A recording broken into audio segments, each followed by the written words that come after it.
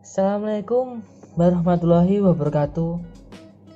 Ya, kami dari kelompok 5 ingin mempresentasikan atau memaparkan sebuah materi yang berjudul konsep produksi dalam manajemen bisnis syariah.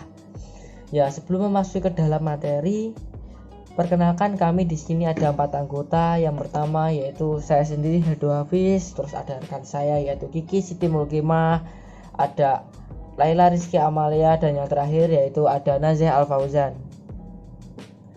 Ya, yang pertama di sini yaitu pengertian produksi. Ya, produksi ini merupakan suatu kegiatan menciptakan kekayaan dengan memanfaatkan sebuah sumber daya alam oleh manusia. Ya, sedangkan kalau pengertian menurut Islam, menurut Muhammad Aslam Hanef, yaitu menciptakan nilai barang atau menambah nilai terhadap suatu produk, barang, dan jasa yang diproduksi itu harusnya hanya yang diperbolehkan atau yang menguntungkan, yakni yang halal atau yang baik. Ya, maksudnya ini asal muasalnya produk itu harus jelas, maksudnya kayak bahan bakunya itu harus yang halal, terus juga yang baik juga, baik dalam fisik maupun dalam kondisinya tersebut. Ya, seperti itu. Dan yang selanjutnya adalah tujuan produksi. Nah, di dalam tujuan produksi syariah pada dasarnya adalah untuk menciptakan sebuah maslahah atau sebuah kebaikan yang optimum bagi manusia secara keseluruhan, sehingga akan dicapai sebuah falah yang merupakan tujuan akhir dari kegiatan ekonomi sekaligus tujuan hidup manusia. Ya, ada juga tujuan produksi dalam perspektif fikih ekonomi Khalifah Umar bin Khattab. Itu ada 7 aspek. Yang pertama yaitu merealisasikan keuntungan seoptimal mungkin. Ya, maksudnya ini dalam kita memproduksi suatu barang, janganlah mengambil keuntungan yang semena-mena atau yang tidak wajar lah. Dalam memproduksi suatu barang kita mengambil keuntungan yang wajar saja biar tidak melanggar sebuah aturan. Terus yang kedua, merealisasikan kecukupan individu dan warga. Ya, di dalam aktivitas memproduksi suatu barang kita kan untuk memenuhi kebutuhan kita kan, maksudnya bekerja untuk mencapai tujuan mencukupi individu maupun keluarga. Terus yang ketiga yaitu tidak mengandalkan orang lain. Ya, di dalam agama Islam ini tidak dibenarkan atau diperbolehkan seseorang yang mampu bekerja itu mengandalkan tangannya kepada orang lain dengan cara kayak meminta-minta, mengemis seperti itu. Itu tidak diperbolehkan menurut agama Islam maupun agama yang lain juga. Terus yang ketiga, melindungi harta dan mengembangkannya.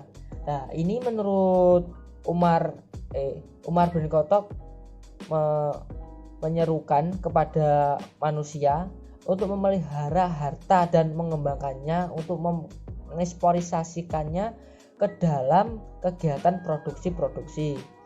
Terus yang kelima yaitu mengeksploitasikan sumber-sumber ekonomi dan mempersiapkannya untuk dimanfaatkannya. Ya, maksudnya ini Allah Subhanahu wa taala sudah menyiapkan sumber daya alamnya untuk manusia atau umatnya untuk memproduksikan. Maksudnya manusia memproduksi dari sumber daya alam dan tidak merusaknya. Kalau kita memproduksi, maka kita juga harus merawatnya, seperti itu. Ya, yang keenam yaitu pembebasan dari belenggu ketergantungan ekonomi. Nah, ini maksudnya manusia itu tidak tergantung kepada negaranya, biar bisa memenuhi kebutuhan dan terlepas dari belenggu ketergantungan ekonomi. Terus yang ketujuh yaitu tararub kepada Allah Subhanahu wa taala. Poin selanjutnya adalah faktor produksi dalam bisnis syariah. Faktor yang pertama adalah faktor alam atau tanah. Faktor alam merupakan faktor dasar dari suatu produksi. Alam di sini adalah bumi dan segala isinya. Menurut ekonomi Islam, jika alam dikembangkan dengan kemampuan yang baik dan teknologi yang baik, maka alam dan kekayaan yang terkandung di dalamnya akan tidak terbatas. Berbeda dengan pandangan ilmu konvensional yang menyatakan bahwa alam itu terbatas karena kebutuhan manusia yang tidak terbatas. Dalam hal ini, Islam memandang bahwa yang tidak terbatas itu adalah hawa nafsu, sedangkan kebutuhan kita itu terbatas. Selanjutnya yang kedua adalah faktor tenaga kerja. Tenaga kerja merupakan aset bagi keberhasilan suatu perusahaan karena kesuksesan suatu produksi terletak pada kinerja sumber daya manusia yang ada di dalamnya. Dalam Islam, tenaga kerja tidak lepas dari moral dan etika dalam melakukan produksi agar tidak merugikan orang lain. Sebagai tenaga kerja, mereka memiliki hak untuk mendapatkan gaji yang layak dan sesuai dengan syarat-syarat atau akad yang telah disepakati sebelumnya. Kemudian yang ketiga selanjutnya adalah modal. Modal merupakan faktor yang sangat penting dalam suatu produksi. Dalam Islam, modal harus bersumber dari hal-hal yang bebas riba dan dan sesuatu yang melanggar Islam, sehingga nantinya akan tercapai suatu kebaikan dalam aktivitas produksi. Kemudian yang keempat adalah faktor manajemen. Tanpa adanya faktor manajemen yang baik, maka semua faktor produksi tidak akan dapat menghasilkan profit yang maksimal karena faktor produksi tersebut memerlukan proses manajerial yang baik. Poin selanjutnya adalah prinsip-prinsip produksi dalam ekonomi Islam. Dengan tujuan kebahagiaan dunia akhirat, prinsip produksi dalam Islam harus berkaitan dengan maqasid al-syariah atau tujuan hukum Islam. Prinsipnya yang pertama adalah kegiatan produksi harus dilandasi dengan nilai-nilai Islam dan sesuai dengan maqasid al-syariah. Tidak memproduksi barang atau jasa yang bertentangan dengan syariat Islam. Yang kedua adalah prioritas produksi harus sesuai dengan prioritas kebutuhan, yaitu yang pertama daruriyat atau kebutuhan primer, yang kedua hajiyat atau kebutuhan sekunder, yang ketiga kebutuhan tahsiniyat atau kebutuhan tersier. Selanjutnya yang ketiga, kegiatan produksi harus memperhatikan aspek keadilan sosial, zakat, sedekah, infak, dan wakaf. Yang keempat, mengelola sumber daya alam secara optimal, tidak boros, tidak berlebihan, serta tidak merusak lingkungan. Kemudian yang kelima, distribusi keuntungan yang adil antara pemilik dan pengelola serta manajemen dan buruh. Baik, selanjutnya adalah produksi dalam pandangan Islam. Dalam Islam, memproduksi sesuatu bukanlah sekedar untuk dikonsumsi sendiri atau untuk dijual ke pasar. Tapi Islam secara khas menekankan bahwa setiap barang yang diproduksi atau kegiatan produksi itu harus mewujudkan fungsi sosial sesuai dengan Quran Surat Al-Hadid ayat 7. Kenapa kita harus melakukan fungsi sosial? Karena dalam harta yang kita miliki itu melekat hak orang lain, baik orang yang meminta maupun tidak meminta. Nah, agar kita mampu mengemban fungsi sosial tersebut, maka kegiatan produksi harus mencapai surplus. Karena dengan surplus, maka akan meraih keuntungan finansial yang maksimal, sehingga bisa berkontribusi dalam kehidupan sosial.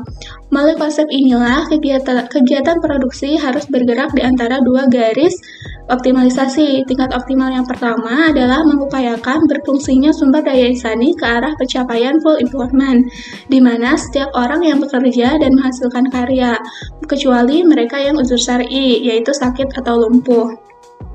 Tingkat optimal yang kedua yaitu dalam hal memproduksi kebutuhan primer, daruriyat, sekunder hajiyat, dan tersier tasniyat secara proporsional. Nah, Islam juga harus memastikan bahwa yang diproduksi merupakan sesuatu yang halal dan bermanfaat untuk masyarakat, yaitu thayyib.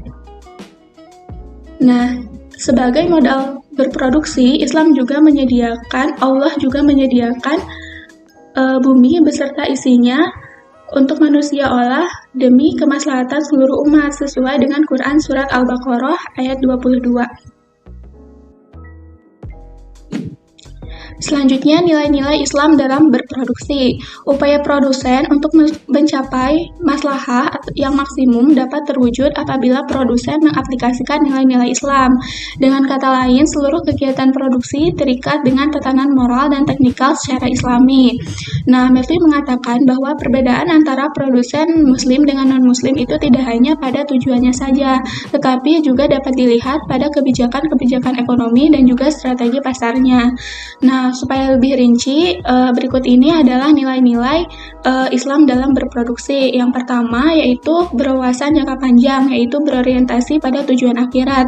Kedua, menepati janji dan kontrak, baik dalam lingkup internal maupun eksternal. Kedua, memenuhi takaran, ketepatan, kelugasan, dan kebenaran. Keempat, berpegang teguh pada kedisiplinan dan dinamis. 5. Memuliakan prestasi dan produksi.